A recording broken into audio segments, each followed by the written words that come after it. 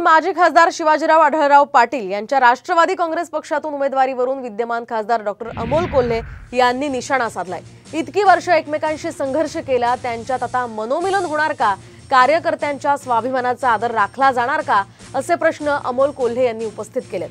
तर राष्ट्रवादी काँग्रेसच्या नेत्यांना जुन्या विरोधाची आठवण त्यांनी हे बोलून करून दिली आहे। अमोल कोल्हेंशी एक्सक्लुझिव्ह बातचीत केली आहे आमचे प्रतिनिधी रोहिदास गाडगे यांनी।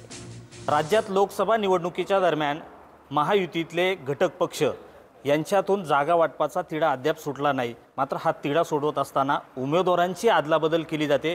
असंच शिरूरमध्ये सुद्धा उमेदवारांची अदलाबदल होणार आहेत। आपल्यासोबत बोलण्यासाठी शिरूरचे खासदार डॉक्टर अमोल कोल्हे।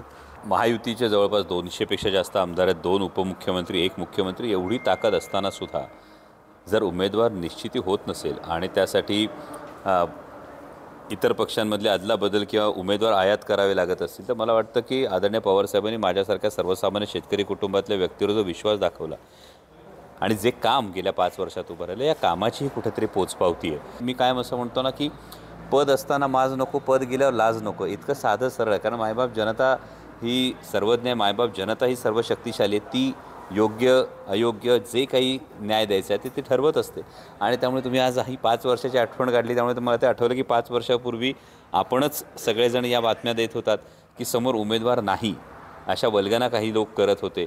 अगदी बराक ओबामा आला तरीसुद्धा पडू शकत नाही, अशा गोष्टी ऐकू येत होत्या आणि त्या पार्श्वभूमीवर खरं तर 5 वर्षांपूर्वी माझी आदरणीय पवारसाहेबांची भेट झाली होती। रोहिदास गाडगे, साम टीव्ही न्यूज, मनसर, पुणे।